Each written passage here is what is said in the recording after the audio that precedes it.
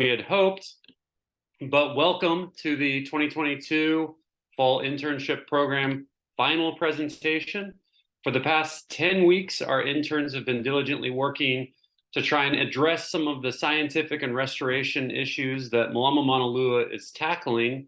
And before we get to them, I'm going to share a little bit about the organization itself, a little bit how the internship program itself fits with what we do, and then hand it over to the interns to share about what they've done for the past 10 weeks. As I'm sure you will see, it's been an incredible time for them. They've done a lot of amazing work that's really helped us.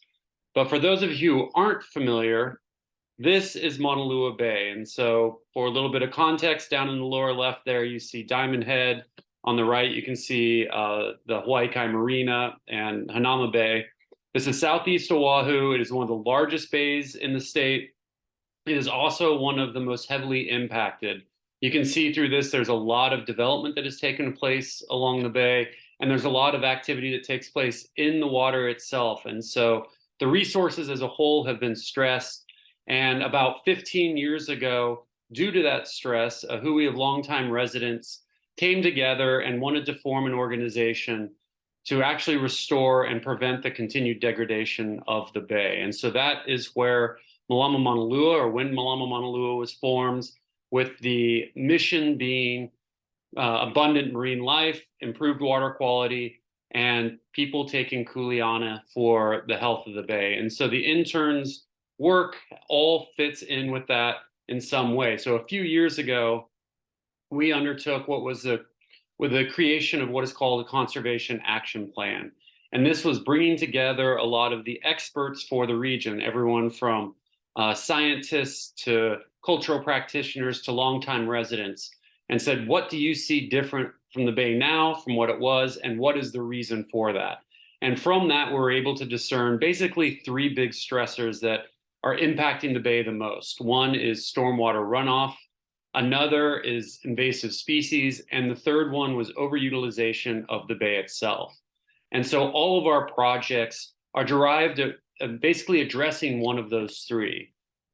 And so we look each year, we sit down and we talk about, okay, what are some of the opportunities that are coming up in this current year to address some of those issues? And what are some projects we see as being the highest level needs for the organization and for Maunalua Bay itself? So from that prioritization, we then hand off to each of the staff members. I take some of the projects, Pam, Laura, Alex all take portions of the projects. But of course, with only 4 full-time staff members, that leaves a lot of gaps of issues that we're trying to address or projects that we want to talk about and work on, but we don't have the staff capacity to do that.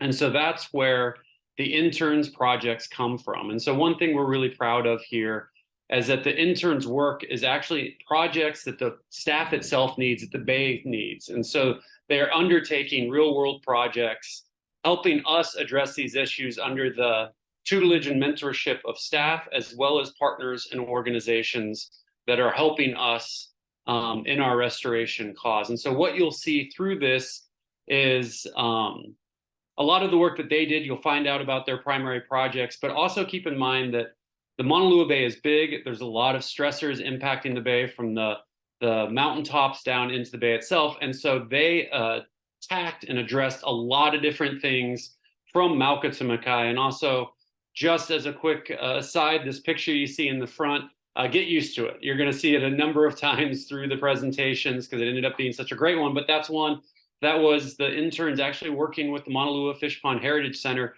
to help restore the fish pond itself. And so in addition to the primary projects you're hearing about, there is a wide breadth of projects that they worked on that they aren't going to be talking about. Before we get into the interns themselves, I just want to offer up a mahalo to the Midyar Group, the Atherton Family Foundation, the Cook Foundation, the Long Foundation, and the Marisla Foundation. These organizations and foundations have given us the opportunity to provide a robust and healthy internship program to the interns. And so a big mahalo to them, a big mahalo to all of the partners that have helped us with this, and a mahalo to all of you for continuing to be supportive, continuing to be engaged and listen to what is taking place. Without all of us coming together, this internship program would not be possible. So with that, a few protocols for the meeting. Everyone's microphone is muted and will stay muted as the interns speak, which will be 6 to 7 minutes. Type up your questions in the chat function. They'll have 1 to 2 minutes at the end of this to be able to answer any of the questions you have. And even if you think of one when they're finished and they've left, you can type it in. Interns will have access to a computer to be able to answer it then. If you minimize your screen, which I'm sure you've probably already done, you're able to see both the speaker and the presentation. And with that, we're going to try and stick to the timing because people may be jumping in and out of the presentations to pick up on individuals with projects they've worked on. But the first person I'd like to welcome is Madison. Mahalo.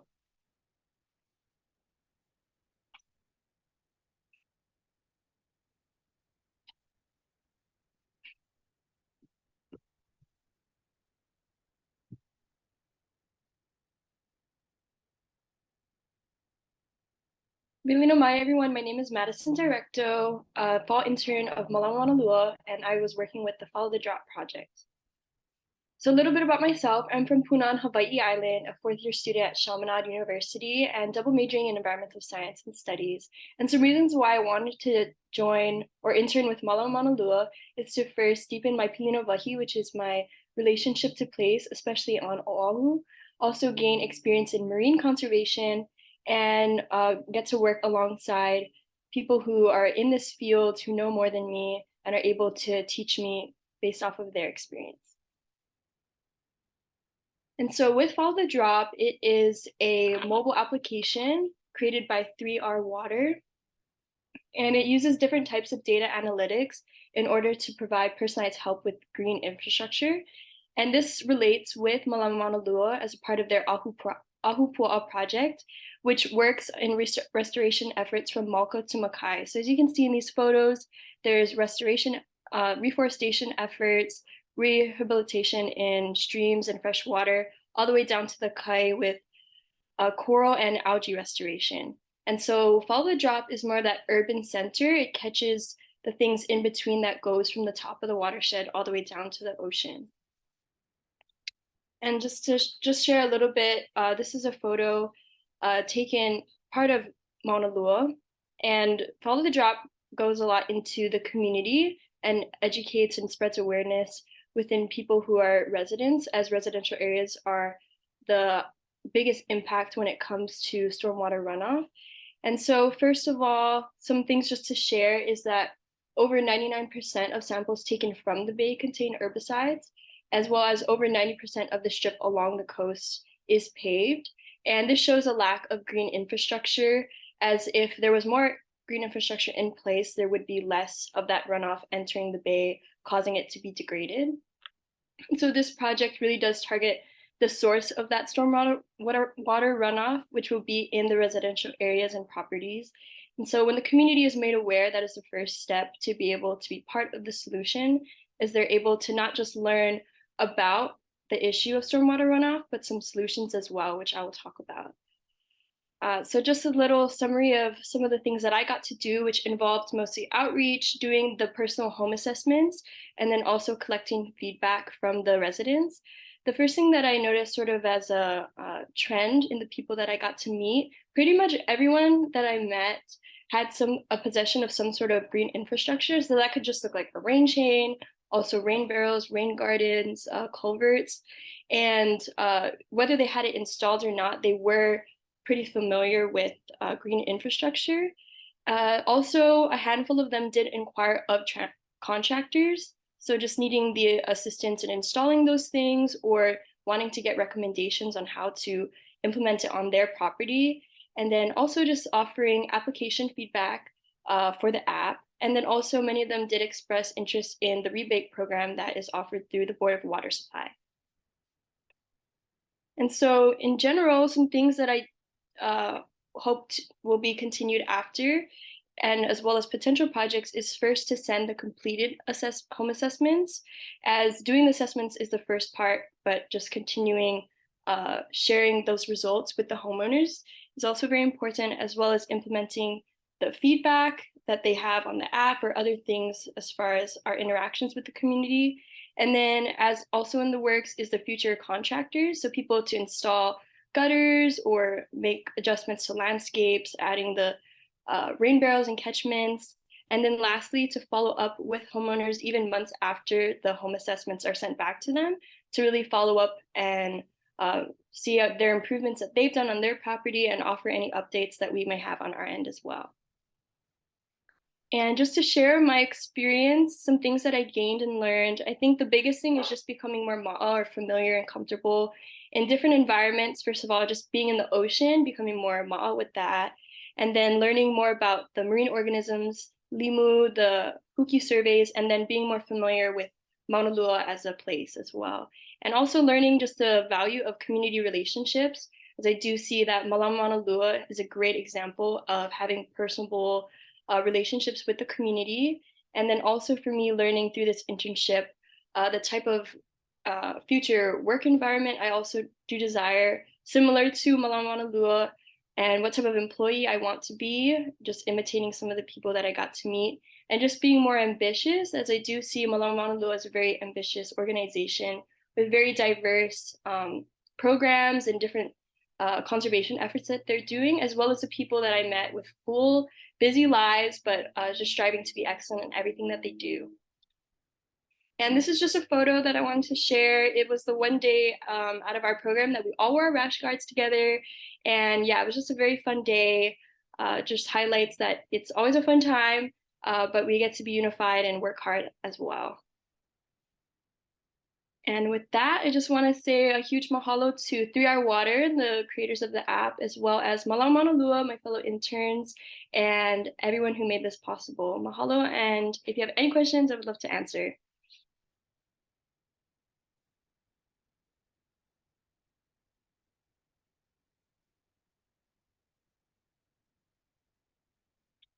I'm gonna have to check it. All right, Maddie, so you have a couple of questions in the chat. I'll read them out to you and feel free to answer. But one of the questions that we have in here is where can people go to sign up for a home assessment or a rainwater assessment if they are? I think I heard that.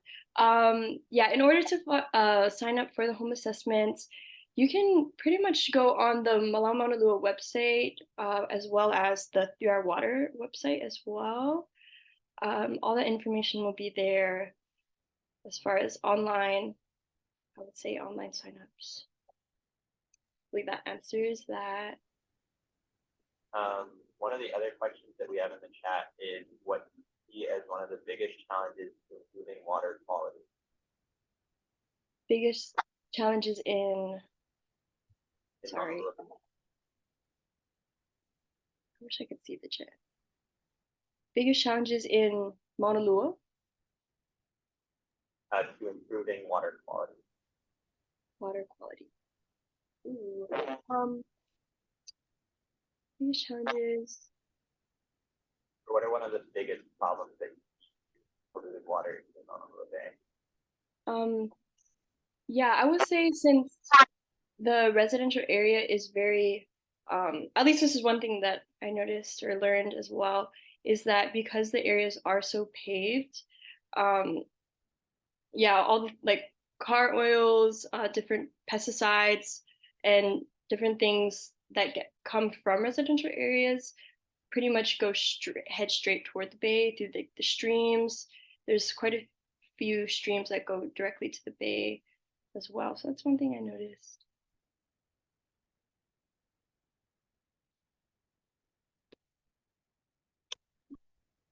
All right, I think that's it for questions. Okay, all right. Okay, and I would like to introduce the next intern, which is Ashlee. Thank you.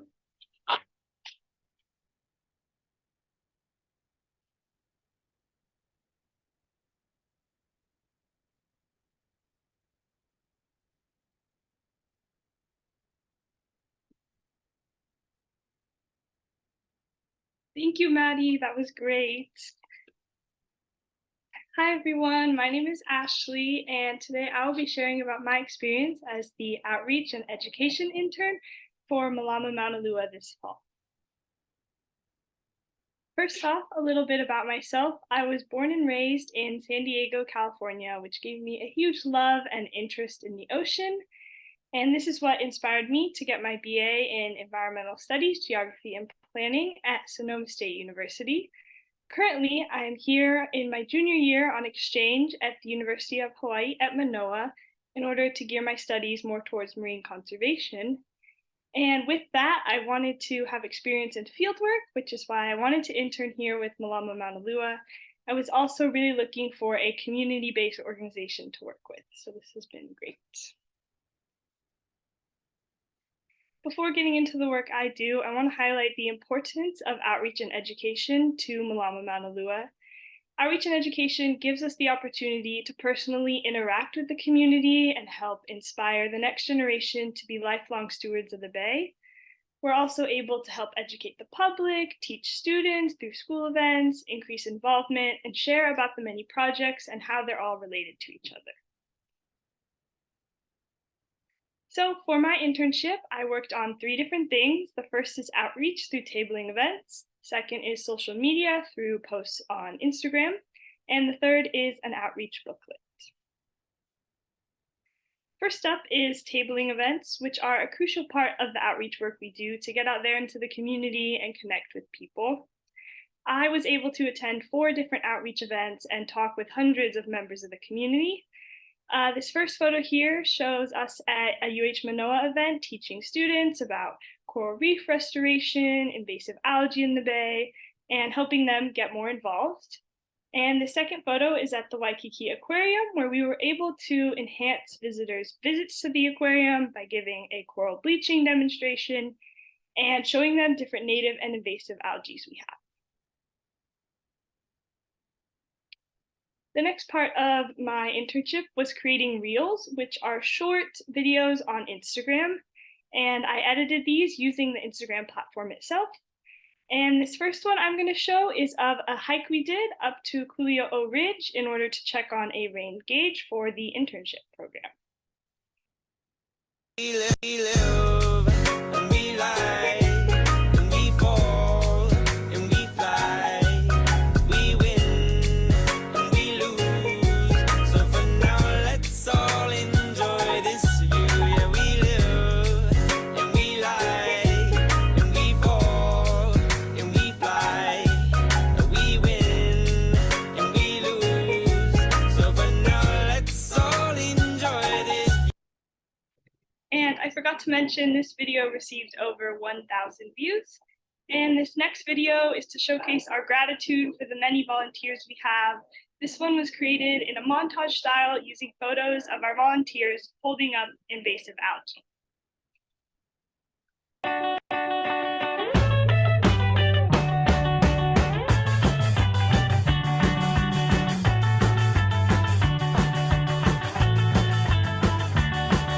Joanna drove slowly into the city. Thoughts and river all filled with snow. She spied the ring eyes on her finger. Oh.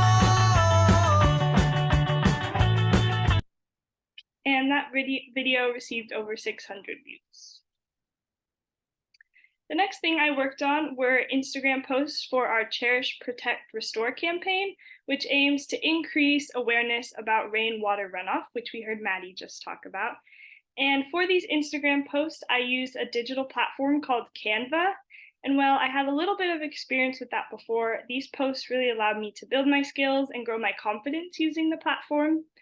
And what we do is we post at the beginning of each month. So this first one here for November highlights the free rainwater assessments that we offer with Follow the Drop. And the second one, I wanted to teach about the Ahupua'a system in order to help increase awareness about the connectedness of our watershed and how getting a rainwater assessment can help keep the bay clean. Lastly, I worked on an outreach booklet to help inform the public about the full extent of all the MM projects. This booklet ranges 17 pages, and on this slide, you see 3 of the pages. I highlighted 14 of the biggest projects we do, from things like our Great Huki event to the Adopt a Coral program. This was the most challenging yet rewarding project I worked on because it was the first long format thing I did, So typically on Canva, the design platform, I would only do maybe 1 or 2 slides, as you saw before, and this was a longer booklet that I'm excited to see being used for outreach in the future. For future interns doing outreach and education, they can continue to make reels to help increase Instagram engagement, utilize the outreach booklet at events, keep up with the monthly Cherish, Protect, Restore posts, and continue to do engagement through tabling at outreach events. Personally, this was a super rewarding experience, and I'm super grateful for everything. Firstly, I developed a lot of fieldwork experience, such as doing coral reef monitoring, as you can see in one of the photos, and this will really help prepare me for a future career in marine conservation. One of my favorite parts of the internship was the partnership we had with other organizations, such as 808 Cleanups and Protect and Preserve Hawaii. These 2 bottom photos here really showcase how willing others were to share with us, which I'm super grateful for. Lastly, I'm really appreciative to have been able to practice Mālama Aina firsthand and learn all about conservation in Hawaii. Finally, I want to give a huge thank you to my fellow interns, Maddie and Kamryn. They made this experience super positive. And I want to thank Alex and Laura for mentoring me through the internship and making it all possible. And now I can take any questions if anyone has.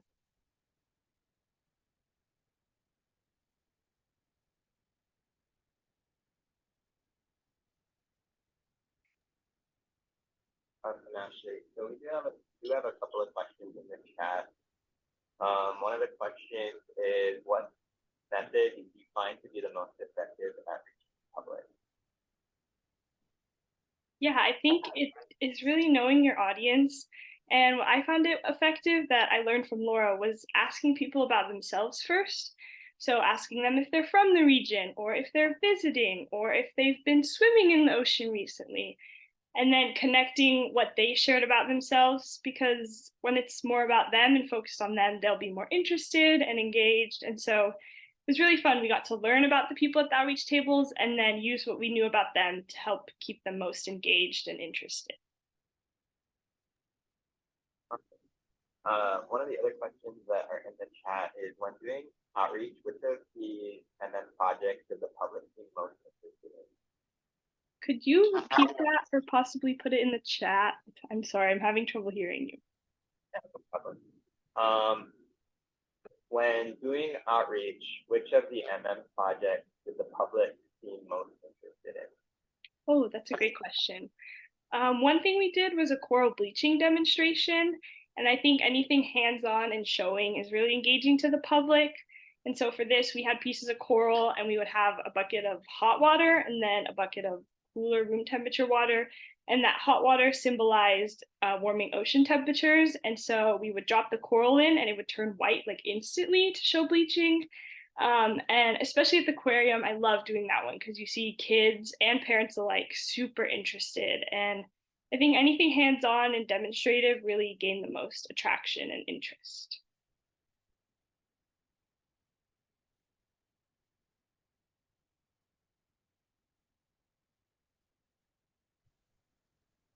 All right, I think that's it for questions. Great, and now I will pass it on to the next intern, Kamryn, to share about her work.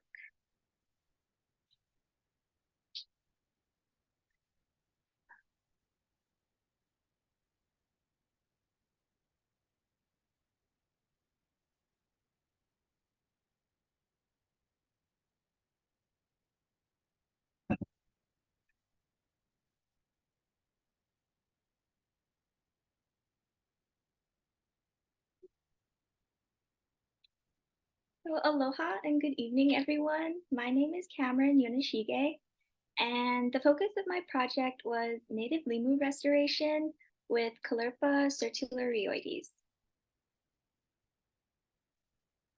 So a little bit about me.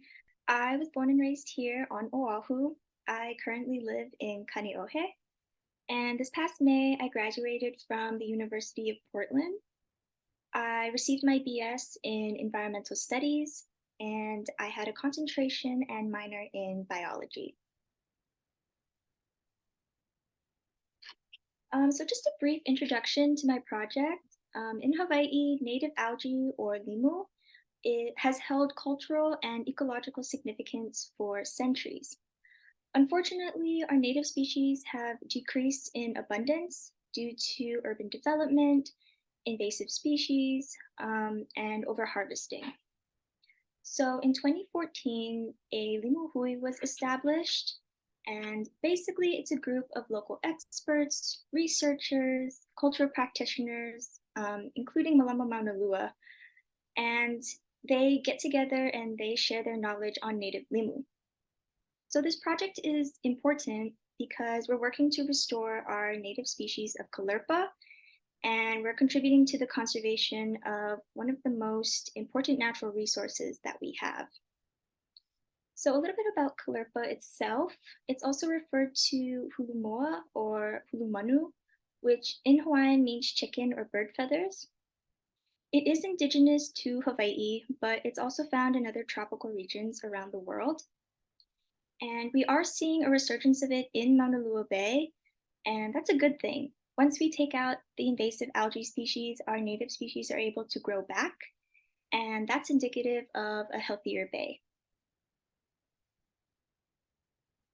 So before experimenting, I consulted limu hui partners like Uncle Wali Ito and Malia Hemuli, who are also associated with another community-based organization called Kua'aina Ulu Aumo, or Kua.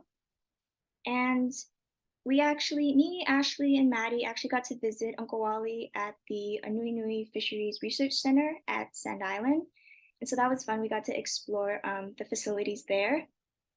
But after consulting Uncle Wally, he and Alex, my mentor, suggested I focus on Callirpa since we are seeing a resurgence of it in Maunalua Bay. So this is our restoration plot. And as you can see, it's about 100 meters offshore of Paiko Beach. And this was to limit the amount of human contact or interference with the experiment itself. We also chose this plot specifically based on water depth, percent coverage of sandy substrate, and its proximity to other healthy beds of Callirpa. So for trial 1, we attempted the burying method, which was actually suggested by Uncle Wally. Mālama Maunalua has never transplanted with Callirpa before, so we wanted to see if the simplest method would be successful. So for this trial, we harvested 12 strands of Callirpa, and in the figure on the right, you can see our setup. Within our plot, we had 4 areas, and in each area, we planted 3 rows of Callirpa. So in the pictures on the left, you can see me doing the planting. We buried the entire root system, but we left the feathery branches above ground so the limu could still receive sunlight. And then we also planted based on the topography of the sand. As you can see in this photo, there are peaks and valleys along the sand. So we planted the strands according to those sand patterns. So for our results, we were looking at survivability as opposed to growth of the limu. And unfortunately, when we checked the plot just 4 days later, there was only 1 strand remaining, and it's this highlighted strand in area 2. So from trial 1, we learned a couple things. 1 was that for Callirpa transplanting, burying method would be unsustainable. And 2, that burying the strands in those sand valleys as opposed to the peaks was the more viable option. So for trial 2, we used a new method with raffia and bricks, and this method is actually used by other limu hui partners, and they've seen success with it, so we thought we'd try it out. So for this trial, we harvested 6 strands, and we wove them through raffia fiber and tied the ends. On each end of the strands, we actually secured them to bricks as well. So in our figure, we have 3 areas this time in our plot, and then 2 strands per area. And we also buried them, like I said, in those sand divots. Again, our results, we're looking at survivability. So week 1, all 6 rows remained and they appeared healthy and green. By week 2, only half of those rows remained, and we did notice a little bit of bleaching.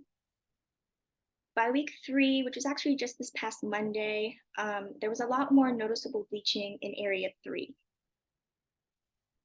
So here's just a visual representation of that data, and you can definitely see the change over time.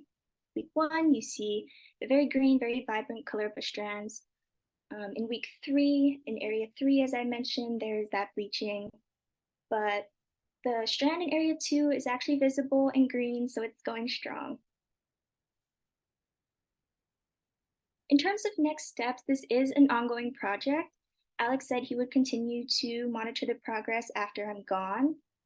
But for future interns, they could build upon this project by doing more replicates or finding similar plots in the bay. And they could also investigate new methods for transplanting. So besides the project, I wanted to share some internship highlights. For me personally, I loved getting involved with the different organizations and making those connections with new people. I also definitely learned a lot of new skills out in the field, like identifying different lemur species, getting to use a lot of different tools, and learning traditional Hawaiian practices like ancient rock wall building in that bottom photo. So as I conclude here, I just want to say a huge mahalo to Mālama Maunalua, not only for the internship, but for doing what you guys do. You guys are such an incredible organization, and I can't wait to see what you guys do in the future. Also, just a huge mahalo to Alex, Ashlee, and Maddie for making the last 10 weeks so fun and so enjoyable. I was definitely grateful to get to work with you guys. And if you guys have any questions, I'll answer them now.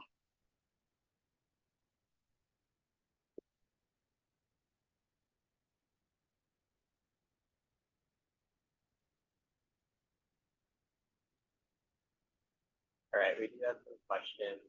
I might just throw them in the chat.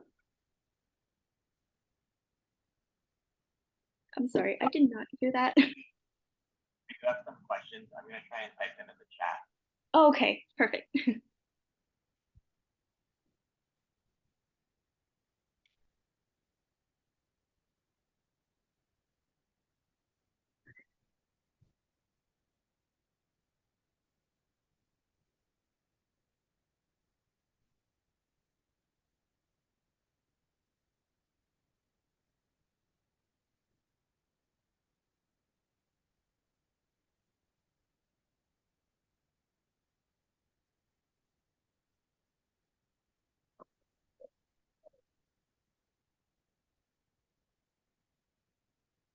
Hold on.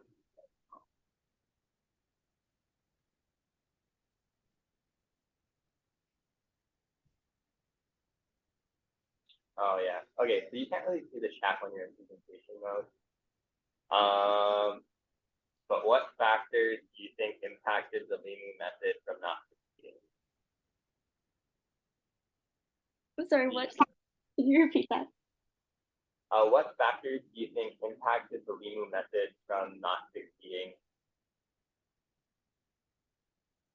I'm so sorry, I can't hear that last part. What factors led to the project not succeeding? Like ocean conditions, etc. Oh yes, okay. So we did have a week of rough weather and rough surf. So I think we're kind of speculating that that was the cause. Other than that, I think that was basically it.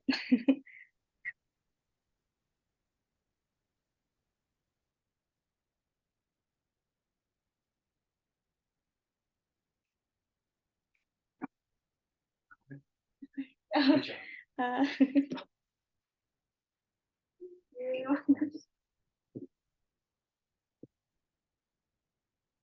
Well, aloha again, everyone, and thank you all for sticking with us and listening to everything. As you can see, the interns were incredible and did amazing work that Mālama Maunalua is now going to take and build on and use to help inform future projects, but also to help build off of those, to take them further and see what we can do to help restore the overall ecological health of the bay. So mahalo again. If you're interested in participating in the future or supporting the interns, by all means, go to mālamaMaunalua.org. And with that, I hope you all have happy holidays and mahalo.